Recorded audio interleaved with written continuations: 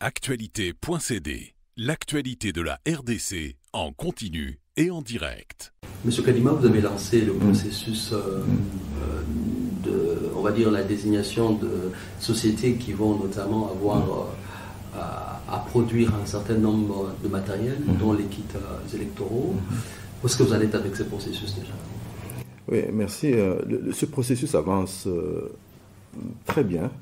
Nous avons lancé les avis le 16 juin, mais dès la première semaine, les compagnies ont trouvé que le temps était très court, ils ont demandé qu'on prolonge.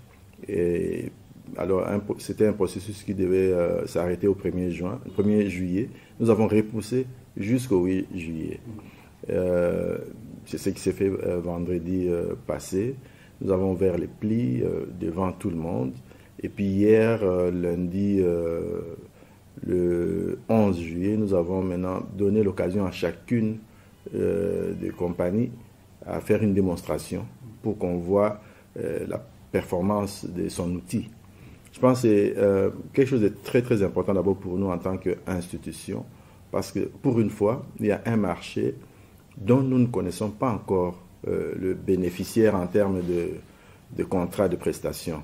Nous sommes là en train d'observer ce qu'ils nous présentent en termes de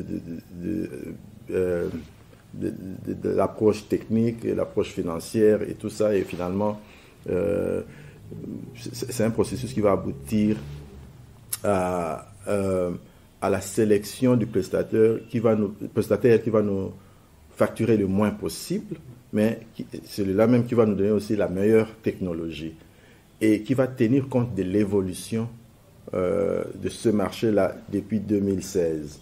Et je pense que sur ce plan-là, la CENI vise très loin. Le kit sert à inscrire des milliers et des milliers de Congolais à travers le territoire national en suivant une même méthodologie, mais il faut acheminer toutes ces informations-là au niveau central. Et pour acheminer, il faut avoir un équipement pour saisir les données, les stocker et les transférer, et une fois de plus les stocker encore. Donc c'est pour ça qu'on parle de kit d'enrôlement. C'est assez complexe, il y a plusieurs méthodes pour le faire. Un ordinateur.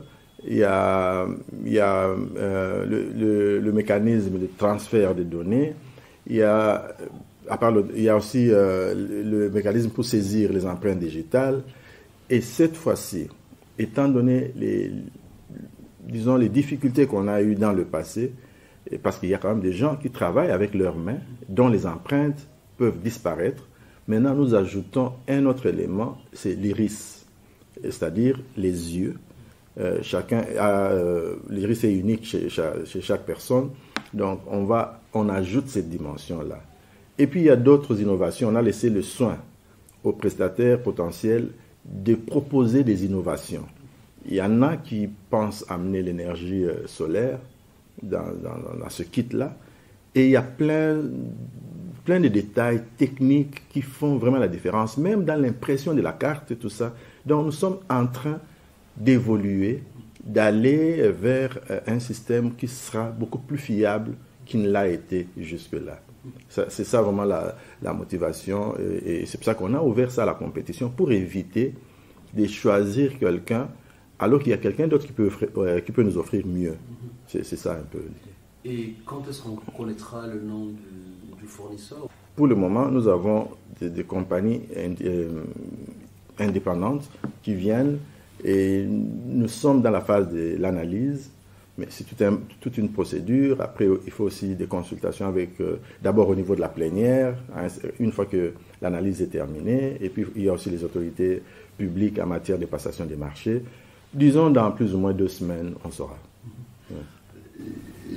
Les nerfs de la guerre, comme on dit, c'est l'argent. On sait que dès les débuts déjà de ce processus, il y a eu beaucoup de choses qui ont été dites.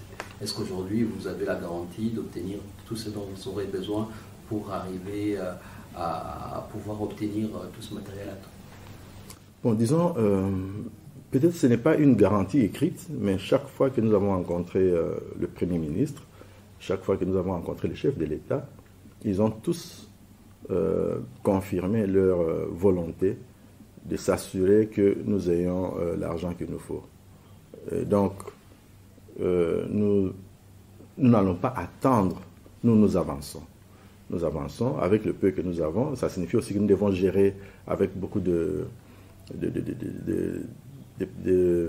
rigueur pour ne pas nous retrouver dans une situation où nous sommes incapables de faire certaines choses. Et parfois, même avec nos frais de fonctionnement, nous faisons des choses. Mais disons, depuis le premier transfert que nous avons reçu au mois de février, on a quand même bien avancé. Nous avons eu le dernier versement, c'était pour le mois d'avril. Donc, depuis que le gouvernement nous donne l'argent pour les opérations, il y a quand même l'argent qui tombe dans nos comptes. Et nous travaillons en fonction de ça en nous disant qu'ils se sont engagés publiquement à financer les élections. Nous avons approché la communauté internationale à travers les Nations Unies. Jusque-là, rien n'est venu. Alors, je pense que nous allons nous rabattre plus sur le gouvernement parce que là, au moins, c'est leur responsabilité directe. Mais je pense qu'on a beaucoup de séances de travail, on a beaucoup d'échanges. Et je pense que ça finira par aller parce que ça évolue. Ça évolue, nous ne sommes pas les seuls, mais ça évolue. Et je suis persuadé que d'ici le moment où ces élections, en fait, ce processus va vraiment va prendre de l'ampleur, nous aurons déjà l'argent qu'il nous faut. Alors, selon le plan de décaissement qui avait été établi, c'est suivant quel rythme que vous recevez l'argent et c'est combien que vous recevez selon ces rythmes-là? Nous recevons de l'argent mensuel, c'est pas mensuellement, disons, c'est au rythme d'un mois de décaissement. Bon, pour le moment, nous avons eu la dernière tranche, c'était pour le mois d'avril. Donc, nous attendons dans un futur proche, nous attendons le mois de mai, le mois de juin, pour que nous puissions combler le retard que nous avons accumulé jusque-là. Mais à travers une gestion responsable, nous parvenons à faire beaucoup avec peu.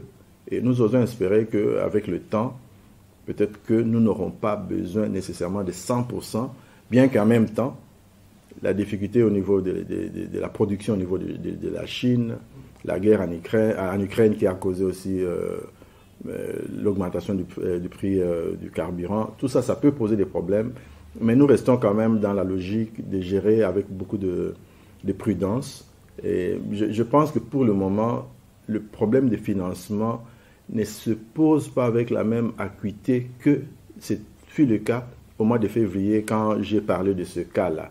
Je pense que maintenant, on est en bonne voie, oui, je dirais ça. Et les 100% dont vous parlez, c'est un montant de combien pour le budget des élections?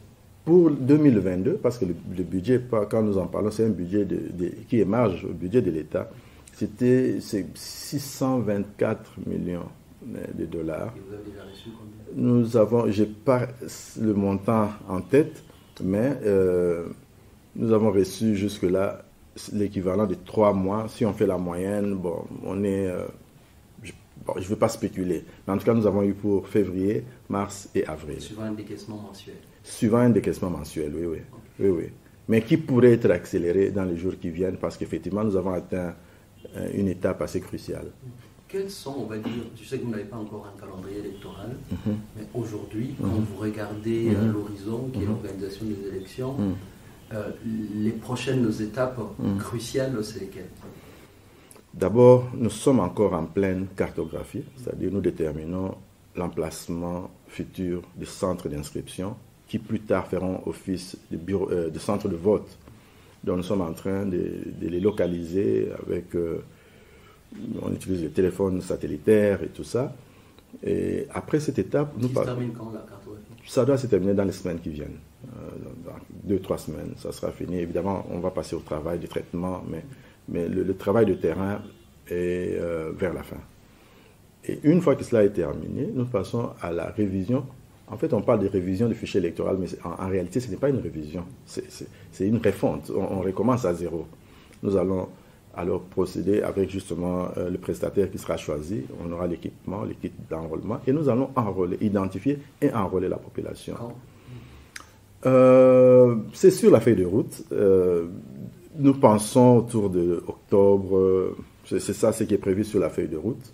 On peut avoir 1 semaine de retard, 2 semaines de retard, mais nous avons toujours un plan B pour ne pas nous retrouver en dehors de notre calendrier. Et jusque-là, votre calendrier, c'est toujours décembre 2020? Absolument. Sur ce plan-là, ça ne changera pas. Parce que là, même s'il y a des retards ci et là, mais nous essayons toujours de les combler, de multiplier un peu plus d'efforts, d'augmenter le nombre de gens et tout ça. Non, nous sommes toujours dans la logique des élections dans les délais constitutionnels. Dernière question, c'est que votre votre combat au début, c'était d'arriver à séparer le processus, disons les opérations électorales, d'avec les opérations de recensement, par exemple. Est-ce que vous avez obtenu gain de cause? Aujourd'hui, on peut se dire que c'est des opérations parallèles qui ne vont pas se rencontrer. Oui, là, effectivement, nous avons obtenu du gouvernement et des autres autorités que nous avons obtenu leur compréhension. Parce que nous sommes contraints par le délai constitutionnel. Les autres institutions ont un peu plus de flexibilité, quand bien même ces institutions aussi ont un besoin de sortir de ce grand retard de 4 décennies sans recensement de la population. Mais nous avons expliqué que tout le monde, les partis d'opposition comme ceux de la majorité, la société civile, personne ne veut de glissement. Et nous avons justement pu obtenir que ce processus, que nous puissions avancer sur base d'un enrôlement de la population qui tienne compte des besoins du recensement de la population. Ainsi, quand nous allons terminer ce processus-là, peut-être d'ici la fin de l'année, nous allons donner, ou peut-être au début de l'année prochaine, donner à l'ONIP le fichier des électeurs auxquels nous aurons ajouté les éléments supplémentaires dont eux, ils ont besoin. Ainsi, ils pourront intégrer ça dans le fichier général de la population. Je pense que c'est un acquis. Et quand nous aurons fini, nous n'allons pas leur donner seulement que ce fichier électoral, mais il y aura aussi l'équipement que nous sommes en train de chercher à acquérir maintenant. Il y aura cet équipement et même notre personnel temporaire et nos facilités en termes de bureaux à travers le territoire, nous allons les mettre à la disposition particulièrement de l'ONIP. Il y a cet entendement-là, je pense que depuis que cela a été discuté avec les uns et les autres, je pense que ça passe bien. Monsieur le Président, je vous dis merci. Merci beaucoup. Actualité.cd, l'actualité de la RDC en continu et en direct.